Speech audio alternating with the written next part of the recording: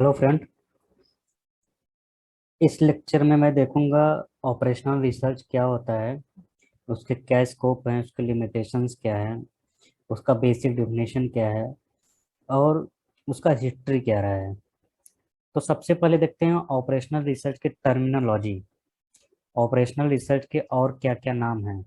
वैसे operational research का history बहुत ज़्यादा पुराना नहीं है। ये ऑपरेशनल रिसर्च बहुत नया ब्रांच है मैथमेटिक्स में। ये लगभग 1930 के बाद से स्टार्ट हो गया इसका एक्सपेंडेशन। तो operational research I think world war first world war के टाइम ही ये ऑपरेशनल रिसर्च एग्जिस्टेंस में आ गया था। तो पहले different different country operational research को डिफरेंट डिफरेंट नामों से बुलाते थे। जैसे ब्रिटेन या ब्रिटिश ऑपरेशनल रिसर्च को सिंपल लैंग्वेज में ऑपरेशनल रिसर्च करके बुलाते थे। ये ब्रिटिश टर्मिनोलॉजी है। अमेरिकन्स इसको क्या बुलाते हैं? Operations research. Not operational, it's operations research.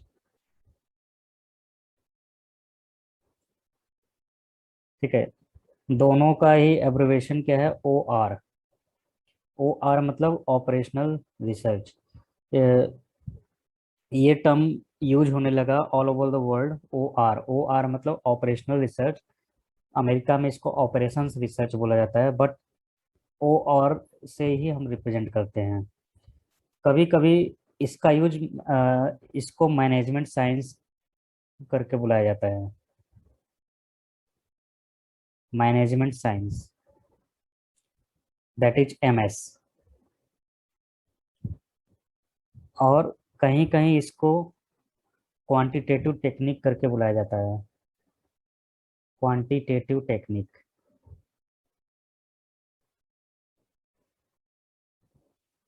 क्योंकि डिसीजन मेकिंग में इसका यूज क्वांटिटेटिव मेथड से होता है। दैट इज वाई वी से क्वांटिटेटिव टेक्निक।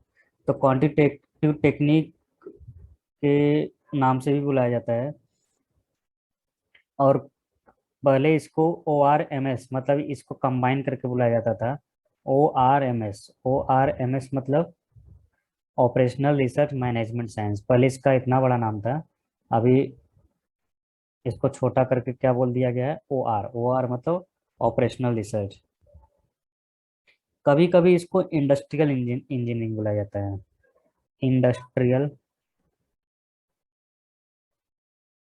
इंजीनियरिंग, या जिसको मैं आईई से रिप्रेजेंट करता हूँ। इसको किसी कुछ कंट्री में इसको डिसीजन मेकिंग या डिसीजन साइंस करके बुलाया जाता है।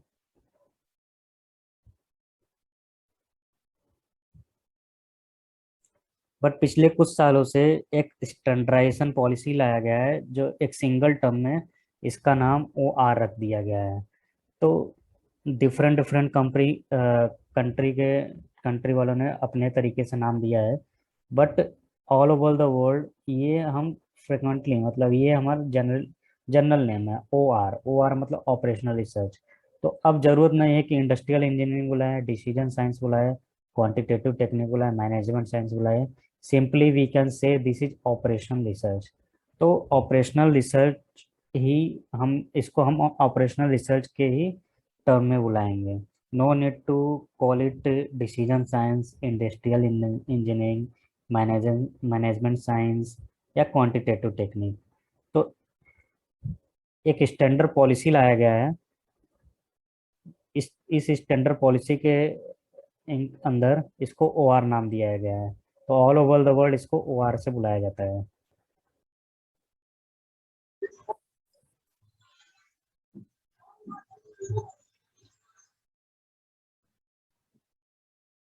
अब हम देखते हैं ऑपरेशनल रिसर्च होता क्या है। Operational research is the representation of real world system by mathematical models together with the use of quantitative method। तो किसी चीज को मैं मुझे अगर ऑप्टिमाइज करना है, ऑप्टिमाइज का मतलब ये हो गया चाहे मैक्सिमम वैल्यू निकालें चाहे मिनिमम वैल्यू निकालें। तो ऑप्टिमाइज का मतलब सिर्फ मैक्सिमम वैल्यू ही नहीं होता है, ऑप्टिमाइज का मतलब होता है बेस्ट वैल्यू। जैसे मैक्सिमम प्रॉफिट, तो उस केस में मैक्सिमम निकलते हैं। मिनिमम लॉस, तो उसमें हम मिनिमम निकलते हैं। तो ये होता है ऑप्टिमाइज्ड वैल्यू। ऑप्टिमाइज्ड का मतलब होता है बेस्ट वैल्यू, जो हमारे लिए बेस्ट हो उसको बोलते हैं ऑप्टिमाइज्ड वैल्यू। तो ऑपरेशनल रिसर्च क्या है? एक रियल वर्ल्ड सिस्टम है जिसको हम क्वांटिटेटिव मेथड से सॉल्व करते हैं। क्वांटिटेटिव मेथड में कुछ ना कुछ एल्गोरिदम रहेंगे, उस मेथड से मैं सॉल्व करूंगा और ऑप्टिमाइज करने की कोशिश करूंगा।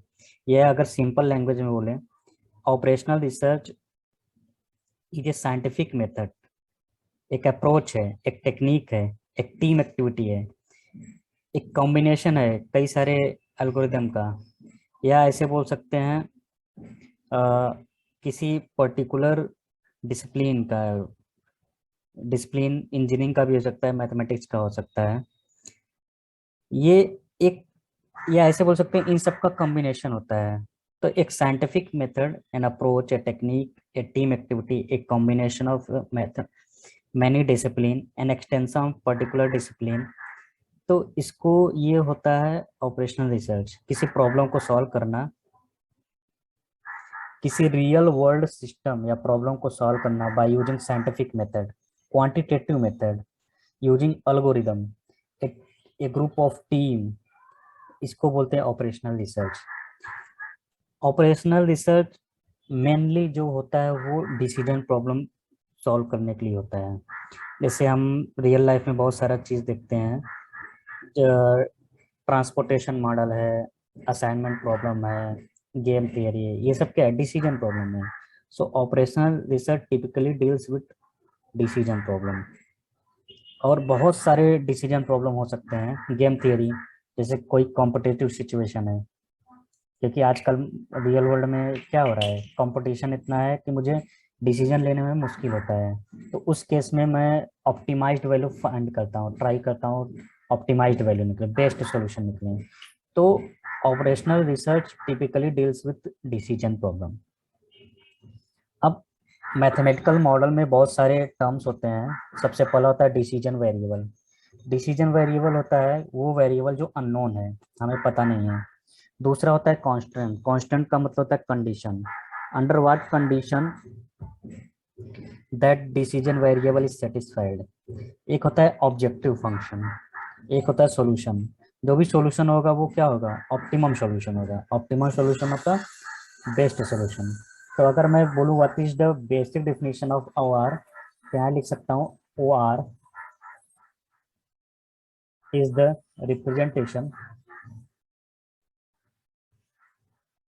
Representation of real world system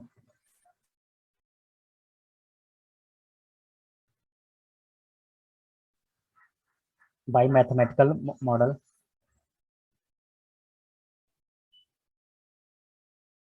ठीक है, मैथमेटिकल में मॉडल में बहुत सारी चीज आ सकते हैं, जैसे decision variable, constant, objective function, solution. तो ये सब मैथमेटिकल मॉडल का पार्ट है। Mathematical model together with the use of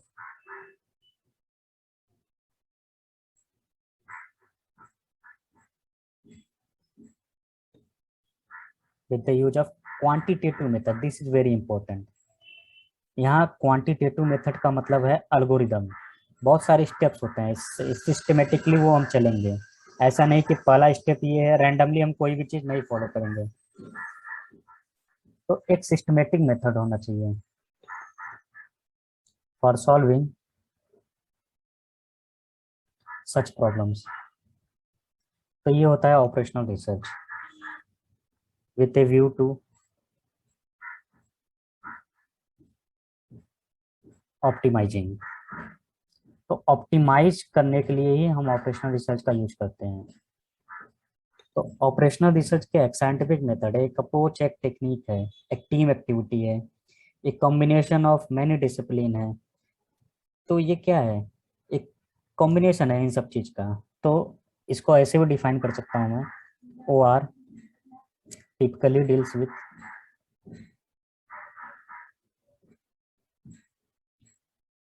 decision making या डिसीजन प्रॉब्लम। डिसीजन प्रॉब्लम बहुत सारे हो सकते हैं।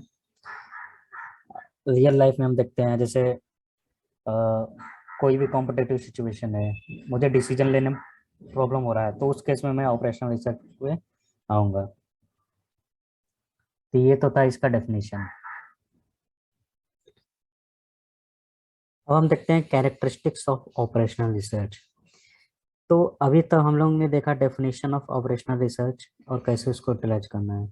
अब हम देखेंगे, जैसे देखो, देखेंगे basic basic characteristics of operational research क्या क्या हो सकते हैं। तो ऑपरेशनल रिसर्च क्या रिप्रेजेंट करता है? एक complex relationship between mathematical model which provide a quantitative basic for decision making problem process. एक रिलेशनशिप फाइंड करता है अमंग डिफरेंट मैथमेटिकल मॉडल। तो उसके कैरेक्टरिस्टिक्स क्या क्या हो सकते हैं? तो इसके तीन कैरेक्टरिस्टिक्स हैं बेसिकली। पहला है साइंटिफिक अप्रोच।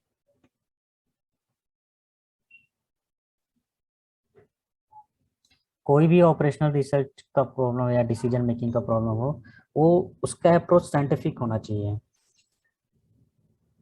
अगर ये साइंटिफिक नहीं रहेगा तो हम स्टेप बाय स्टेप प्रोसीजर नहीं फॉलो कर पाएंगे। तो इस अप्रोच में सबसे पहले क्या होना चाहिए? Define the problem.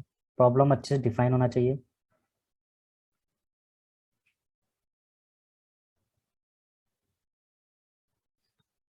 दूसरा क्या होना चाहिए? Formulate the hypothesis. उस प्रॉब्लम में जो भी हाइपोथेसिस है उसको मुझे फॉर्मुलेट करना चाहिए। Formulate the hypothesis. हाइपोथेसिस क्या होता है? जो भी हमारा प्रॉब्लम है उसको मैं एक मॉडल देने की कोशिश करूंगा, एक ऐसे बोल सकते हैं एक टेम्पररी सॉल्यूशन देने की कोशिश करूंगा कि इसका वैल्यू ये होगा, इसका ये होगा, तो एक हाइपोथेसिस क्रिएट करूंगा। तीसरा, मैं टेस्ट करूंगा उस हाइपोथेसिस को। जैसे अगर कोई प्रॉब्लम है, मान लेता हूँ मैं इसका ये सॉल्यूशन है, तो एग्जैक्टली वो सॉल्यूशन तो हो नहीं सकता, इसलिए उसको टेस्ट करना इम्पोर्टेंट है। और चौथा क्या है? उसको एनालाइज करना। This is very important. Analyse से फायदा ये होगा कि जो हमारा कंक्लूजन है वो सही है या गलत है, मतलब वो जो हमारा रिजल्ट आ रहा है वो एक्सेप्ट होगा कि नहीं होगा, वो मुझे चेक करना है। तो analyse the result of test. This is very important. These four steps are scientific approach. अब बिना साइंटिफिक अप्रोच के हमारा ओआर का कोई भी प्रॉब्लम या डिसीजन मेकिंग का कोई भी प्रॉब्लम सॉल्व नहीं होगा।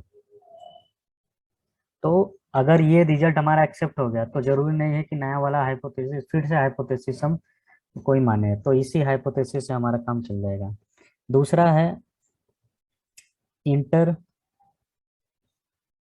Disciplinary team approach. Inter disciplinary team approach. अब देखो, मैथमेटिकल मॉडल इतना कॉम्प्लेक्स होता है कि एक सिंगल पर्सन के लिए समझना बहुत मुश्किल होता है। इसीलिए किसी प्रॉब्लम को सॉल्व करने के लिए मुझे कम से कम अ, जितना एक्सपर्टाइज है उनको उनका जरूरत पड़ता है। जैसे देखो, किसी प्रॉब्लम को सॉल्व करने के लिए बहुत सारे फैक्टर हो सकते हैं। वो इकोनॉमिक भी हो सकता है, पॉलिटिकल भी हो सकता है, सोशल भी हो सकता है, टेक्नोलॉजिकल भी हो सकता है। जैसे मैं मैथमेटिक्स में अच्छा हूँ but politically I am not good, या economically I am not good, या socially I am not good. तो अगर कोई प्रॉब्लम है सोशल डिसीजन प्रॉब्लम लेने में कुछ है ये, तो मुझे सोशल या मतलब कुछ ऐसे पर्सन का जरूरत पड़ेगा जो सोशल, मतलब वो बहुत उसको बहुत अच्छे से नॉलेज है। तो एक सिंगल पर्सन के लिए सभी का नॉलेज तो मुश्किल है, इसलिए मुझे एक टीम की जरूरत पड़ती है। तो इस ये टीम से क्या, एक टीम वर्क जब बनेगा तभी एक कॉम्प्लेक्स प्रॉब्लम को हम सॉल्व कर पाएंगे। क्योंकि एक सिंगल पर्सन के पास कंप्लीट नॉलेज नहीं होता है, और वो सभी फैक्टर को एक साथ नहीं सॉल्व कर सकता है। इसलिए एक टीम की बहुत जरूरत पड़ती है। तो वो लोग जो एक्सपर्टाइज हो अपने फील्ड में, और एक ऑप्टिमम सॉल्यूशन के तक पहुंचने के लिए मुझे एक टीम वर्क की बहुत ज़रूरत पड़ती है। तीसरा है प्लान्ड अप्रोच। हम जो भी अप्रोच फॉलो करें वो प्लान्ड होना चाहिए। ऐसा नहीं रैंडमली कुछ भी बोल दे, कुछ भी डिसीजन ले ले, ऐसा नहीं होना चाहिए। प्लान्ड होने से ये फायदा रहेगा कि अगर हम कुछ भी डिसीजन ले रहे हैं तो उसका इफेक्ट सोशली, इकोनॉमिकली, पॉलिटिकली या जो भी वेरियस फैक्टर हैं उस पर क्या इफेक्ट रहेगा। तो कोई भी चीज प्लान करते वक्त बहुत ध्यान देना चाहिए कि उसका इफेक्ट क्या रहेगा। इफेक्ट मतलब उसका रिजल्ट, मतलब सोशल पे, इकोनॉमिक पे, या जो भी रहेगा उस पे हम क्या करेंगे। तो इसलिए ये प्लान होना चाहिए। और प्लान कैसे होगा? जब एक टीम वर्क रहेगा। तो planned approach has to be carefully examine all the area, parties and people who are going to be affected by decision.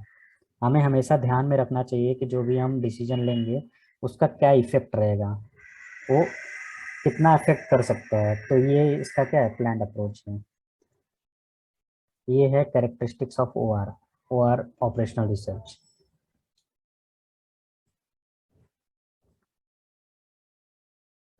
अब हम लोग देखते हैं faces of an operation research project. कोई भी ऑपरेशन रिसर्च हो, कोई भी ऑपरेशन रिसर्च प्रोजेक्ट हो, उसके तीन फेस होंगे। पहला होगा pre modelling.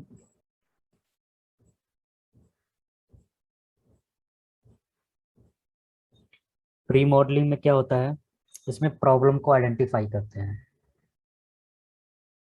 Problem identification.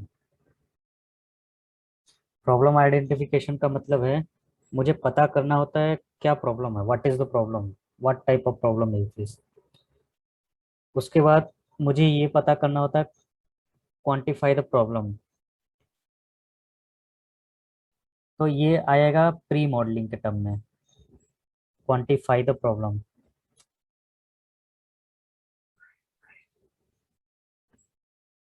Quantify the problem का मतलब है कोई भी अगर प्रॉब्लम को आइडेंटिफाई किया गया है तो उसका ऑब्जेक्टिव क्या है, उसके कंस्ट्रेंट क्या है, उसका रिक्वायरमेंट क्या है, और उसको कैसे क्वांटिफाई किया जा सकता है। तो ये हो गया क्वांटिफाई प्रॉब्लम। दूसरा फेस है मॉडलिंग फेस। नाम से ही पता चल रहा है मॉडलिंग फेस। मॉडलिंग फेस का मतलब क्या है, मैथमेटिकल मॉडल को हम जनरेट करते हैं। तो इसमें पहला होता है फॉर्मुलेशन ऑफ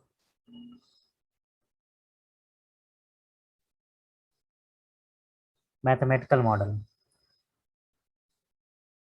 तो मैथमेटिकल मॉडल में क्या होता है, मुझे पता करना है होता है कि ऑब्जेक्टिव फंक्शन क्या है। ऑब्जेक्टिव फंक्शन का मतलब क्या है, मैक्सिमाइज करना है कि मिनिमाइज करना है।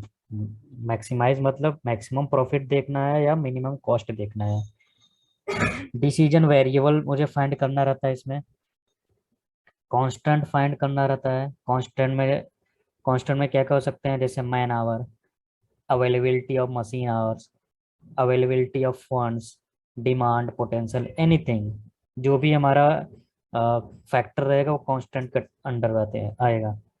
फिर उसमें इसमें मुझे पता करना होता है पैरामीटर। पैरामीटर कुछ भी हो सकता है, वो टाइम भी हो सकता है, कोई ऑब्जर्वेशन भी हो सकता है, कोई इंटिटी भी हो सकता है, जैसे चेयर है, पर्सन है, मशीन है। ये सब क्या है, पैरामीटर्स हैं। फिर उसके बाद मुझे कुछ एल्गोरिदम ऐड करना रहता है इसमें। तो मॉडलिंग फेज में क्या होता है, फॉर्मुलेशन ऑफ मैथमेटिकल मॉडल। तो मैथमेटिकल मॉडल में मुझे क्या क्या देखना है, ऑब्जेक्टिव फंक्शन डिसाइड करना है, डिसीजन वेरिएबल क्या क्या हो सकते हैं वो फाइंड करना है, कांस्टेंट क्या है, और इसके अलावा पैरामीटर्स क्या क्या दिए हैं वो फाइंड करना है। उसके बाद इसमें मुझे देखना होता है data collection. This is very important. जो भी हमारा प्रॉब्लम दिया है उस क्या क्या डेटा हमें दिया है, गिवन है, उसको भी देखना होता है। डेटा कलेक्शन कहाँ से होगा, ये होगा वेरियस सोर्सेज से, जैसे historical data, research, time study और सब्जेक्ट टू एस्टिमेट। कोई भी सोर्सेस हो सकते हैं डेटा कलेक्शन के। तीसरा इसमें होता है अल्गोरिदम। अल्गोरिदम मतलब होता है स्टेप बाय स्टेप सॉल्यूशन। तो जो भी हमारा डेटा आ रहा है या कुछ भी हम मॉडल बना रहे हैं तो एक स्टेप फॉलो करना चाहिए। ऐसा नहीं रैंडमली कुछ भी, कोई भी स्टेप कभी भी आ जाए। तो एक स्टेप होता है, एक अप्रोच होता है। जैसे मुझे ए से बी जाना है, फिर बी से सी जाना, तो ये क्या है, अल्गोरिदम है। अल्गोरिदम मतलब हम डायरेक्टली ए से सी नहीं जाएंगे, अगर जाएंगे भी तो किस कंडीशन में जाएंगे वो मुझे देखना होगा। तो एल्गोरिदम भी मैटर करता है। फिर हमारा थर्ड फेज है पोस्ट मॉडलिंग फेज। ये प्री है, ये पोस्ट है। प्री मतलब पहले, पोस्ट मतलब बाद में। तो पोस्ट मॉडलिंग फेज क्या होता है? पोस्ट मॉडलिंग फेज, इसमें क्या होता है, डेटा को इंटरप्रेटेट करते हैं और डिसीजन को इम्प्लीमेंट करते हैं। ठीक है। डेटा इंटरप्रेट, जो भी हमारा आया है यहाँ से, डेटा को इंटरप्रेटेट करेंगे। तो here we will do data interpretation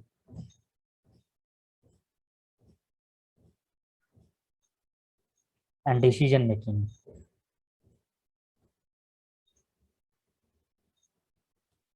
okay. और दूसरा होता है इम्प्लीमेंट करना, मॉनिटर करना और कंट्रोल करना। ये पोस्ट मॉडलिंग का काम है। इम्प्लीमेंट करना मतलब कोई भी एल्गोरिदम है, इम्प्लीमेंट कैसे करेंगे, मॉनिटर कैसे कराएंगे, कंट्रोल कैसे करेंगे, मतलब उसके ऊपर कुछ कंट्रोल होना चाहिए। तो ये इसके तीन फेजेस हैं ऑपरेशन रिसर्च के। तो पहला क्या है, pre modelling phase. Every operation, every operational research has three phase. तो तीन फेज क्या क्या है? Pre modelling phase, modelling phase और पोस्ट मॉडलिंग। प्री मॉडलिंग में मैं क्या करूंगा, प्रॉब्लम को आइडेंटिफाई करूंगा। मुझे पता करना है प्रॉब्लम क्या है, किस टाइप का प्रॉब्लम है।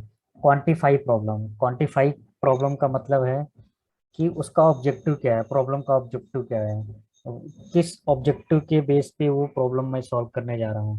तो जब तक प्रॉब्लम का ऑब्जेक्टिव नहीं पता होगा तब तक हम आगे बढ़ ही नहीं पाएंगे, इसलिए quantify the problem is very important. तो identification of problem, establishment of objective, understanding the constant and requirement of the problem, requirement and quantify them। तो ये हमारा इम्पोर्टेंट है।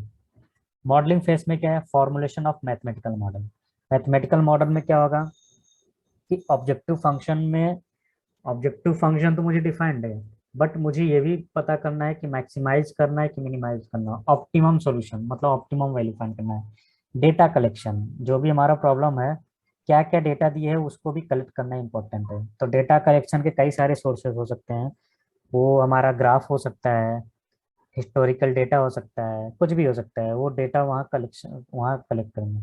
अल्गोरिदम, अल्गोरिदम मतलब एक सिस्टमेटिक स्टेप्स रहना चाहिए। एक स्टेप के बाद दूसरा स्टेप फॉलो करेंगे तो वो हमारा नेक्स्ट अप्रोच है। पोस्ट मॉडलिंग फेज में क्या होगा, डेटा इंटरप्रेटेट करेंगे और डिसीजन मेकिंग लेंगे। Data interpretation is very important, ऐसे ही नहीं कुछ भी डेटा दिया और कुछ भी वैल्यू लगा देंगे। इम्प्लीमेंट करना इंपॉर्टेंट है, मॉनिटर करना इंपॉर्टेंट है and to control is very important. तो ये तीन फेजेस हैं ऑपरेशनल रिसर्च के। तो अभी तक हम लोग देख रहे थे फेसेस ऑफ ऑपरेशनल रिसर्च। तो फेसेस में सबसे पहला प्रॉब्लम क्या होता है, प्रॉब्लम को आइडेंटिफाई करना। इसमें क्या होता है, फॉर्मुलेशन। ओके, प्रॉब्लम को आइडेंटिफाई किया, फॉर्मुलेट किया, फिर क्या आएगा, मैथमेटिकल मॉडल। मैथमेटिकल मॉडल में क्या होता है, एल्गोरिदम अप्लाई करते हैं। एल्गोरिदम मतलब एक सिस्टमेटिक अप्रोच। फिर इसके बाद एल्गोरिदम अप्लाई करने के बाद न्यूमेरिकल सॉल्यूशन फाइंड करेंगे। फिर इसके बाद इम्प्लीमेंट करेंगे। इम्प्लीमेंट का मतलब सिर्फ इम्प्लीमेंट ऐसे ही नहीं कर देंगे, इम्प्लीमेंट का मतलब होगा को उसको इंटरप्रेटेट करेंगे और कंक्लूजन फाइंड करेंगे। तो इसके तीन फेसेस हैं। कोई भी ऑपरेशन रिसर्च का प्रोजेक्ट है उसका तीन फेसेस रहेगा।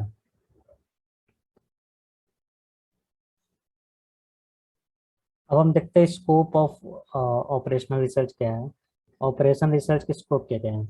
ऑपरेशन रिसर्च पब्लिक और प्राइवेट डोमेन दोनों में ही काम आते हैं।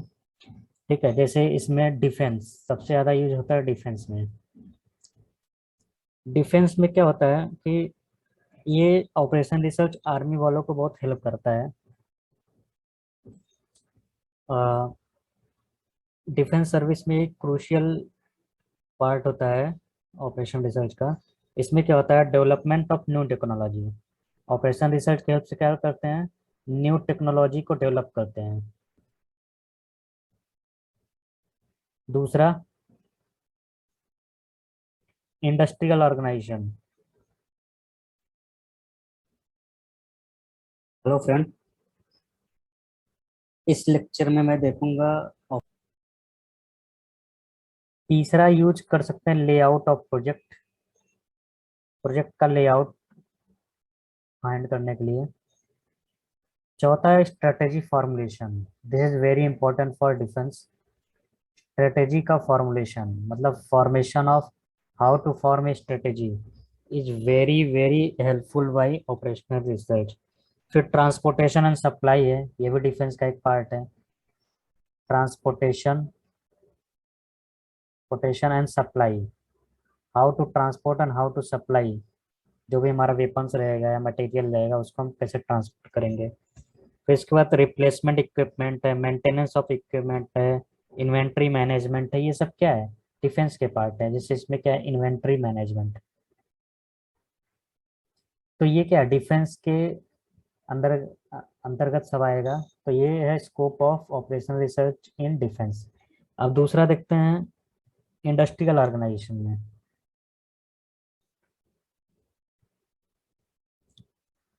इंडस्ट्रियल ऑर्गेनाइजेशन में ऑपरेशनल रिसर्च का क्या रोल है, ये सबसे ज़्यादा हेल्पफुल होता है मार्केटिंग में।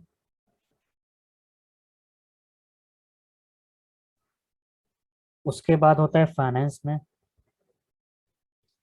उसके बाद होता है पर्सनल में। उसके बाद होता है R&D में, R&D मतलब रिसर्च एंड डेवलपमेंट में।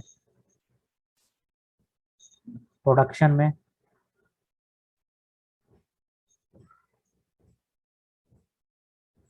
प्रोक्योरमेंट में। तो ये सब किस में आएगा, इंडस्ट्रियल ऑर्गेनाइजेशन में। तो इंडस्ट्रियल ऑर्गेनाइजेशन में मार्केटिंग में, फाइनेंस में, पर्सनल में, R&D में, प्रोडक्शन में, प्रोक्योरमेंट में। तो प्रोक्योर देखते हैं मार्केटिंग में कैसे हेल्पफुल होता है, प्रोडक्ट को सिलेक्ट करने में, या एडवर्टीजमेंट मीडिया में ये काम आता है, या कस्टमर के प्रेफरेंस में, या डिमांड फॉरकास्ट को अप्लाई करने में। फाइनेंस में कैसे हेल्पफुल होता है, फाइनेंस में capital requirement, credit policy, credit risk, profit plan and determination of optimum replacement.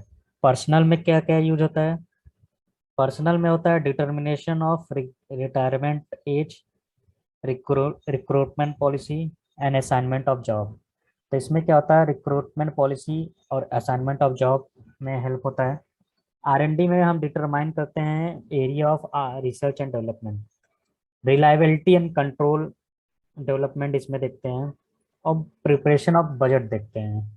Production में क्या होता है, प्रोडक्शन में हम डिटरमाइन करते हैं द नंबर ऑफ साइज, कितना डिमांड के हिसाब से हमारा साइज है उसको हम प्रोड्यूस करते हैं।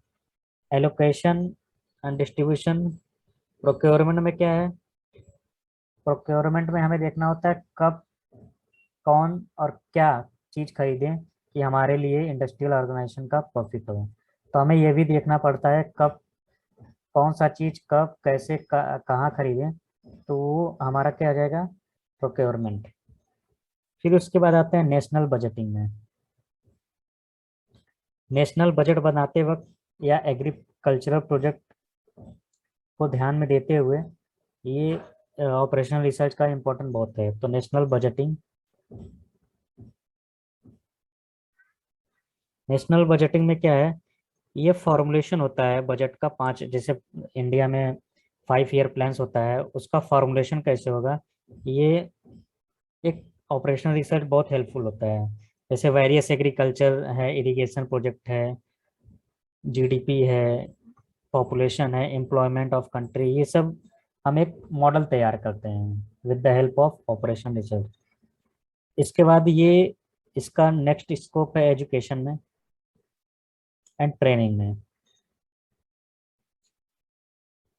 तो एजुकेशन इंफ्रास्ट्रक्चर का जो प्लानिंग होता है वो हम ऑपरेशनल रिसर्च के थ्रू कर सकते हैं। जैसे नंबर ऑफ कॉलेज कितने हैं, स्कूल कितने हैं उस पर्टिकुलर एरिया में, लोकेशन में, उसके हिसाब से हम प्लान बनाते हैं। प्लान क्या बनाएंगे, कितना हमें टीचर का रिक्वायरमेंट है, कितना बजट चाहिए, वो फिजिबल प्रोजेक्ट है कि नहीं है, ये सब मुझे देखना पड़ता है। और फिर आते हैं ट्रांसपोर्टेशन पे। तो ट्रांसपोर्टेशन में क्या है, ट्रांसपोर्टेशन में जैसे हम स्कूल और कॉलेज का डेटा एनालाइज करते हैं, वैसे ही मुझे ट्रांसपोर्ट का भी डेटा एनालाइज करना होता है। जैसे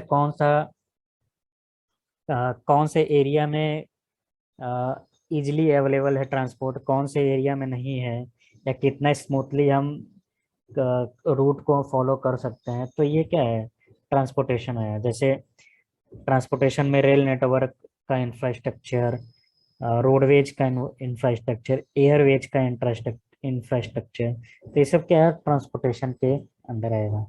तो ये तो था स्कोप ऑफ ऑपरेशन रिसर्च। अब हम देखते हैं लिमिटेशन ऑफ ऑपरेशन रिसर्च।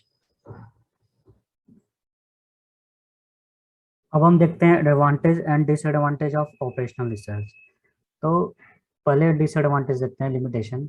ये बहुत एक्सपेंसिव होता है इसका इन्वेस्टमेंट, क्योंकि इसमें बहुत बड़े बड़े मशीन और इक्विपमेंट्स का यूज होता है। अगर कोई भी एक मशीन ब्रेक डाउन हो गया तो हमारा पूरा सिस्टम बंद हो जाता है, लगभग लगभग।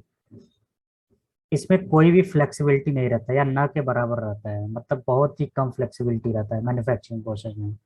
ये बहुत ही एक्सपेंसिव होता है, इसका ओवरहेड कॉस्ट। ये कुछ रिसर्च इसको बोरिंग ऑपरेशन बोलते हैं, क्योंकि इसमें टाइम बहुत ज़्यादा लगता है। और changing in product design require major layout alternation. थोड़ा सा भी चेंज करने पर ये पूरा सिस्टम ही लगभग लगभग चेंज हो जाता है, इसलिए ये थोड़ा सा बोरिंग होता है। अब एडवांटेज देखते हैं। एडवांटेज क्या होता है, handling cost activities through out time, efficient floor space usage होता है, continuous, yes, this is very important, continuous and little amount of work in progress, reduce manufacturing cost, can be easily learned and managed by unskilled operators, simplified sequence of operation। तो ये हमारा क्या है, advantage है। और ये हमारा क्या है, लिमिटेशन है, डिसएडवांटेज है। तो ये तो था हमारा operational research.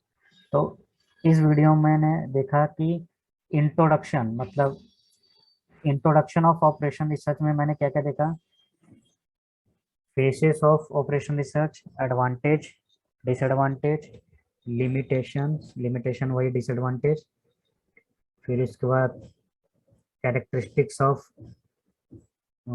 Operational research, faces,